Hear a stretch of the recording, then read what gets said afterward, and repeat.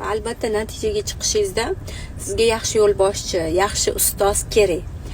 Ammo o'zingizni ham harakatingiz bo'lishi kerak. Masalan, kimlardir keladi, "Voy, men zo'r qilaman, biznesni unaqa qilaman, bunaqa qilaman" deydi. Bir oydan keyin fikridan qaytadi. Yarim yo'lga kelib qoldingiz, ishlab qo'ydingiz shu sohada yoki nimalardir o'rgandingiz.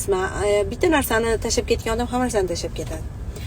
Oxirigacha shug'ullanishga harakat qiling. Birinchi tekshiring, bu biznesingiz to'g'rimi? Nima qilishdan oldin bu qaroringiz to'g'rimi yo'qligini, rostdan ham to'g'ri joyga sarmoya tikyapsizmi yo'qmi, oldin bu narsani yaxshilab o'rganib tekshirib chiqish kerak.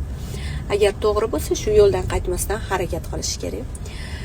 To'g'ri, bir marta zavod qilganingizda bo'lmasligi mumkin, bir marta itarganingizda yurmasligi mumkin, lekin yaxshi ustozlar bilan, yaxshi bilim bilan hamma narsada natija qilsa bo'ladi.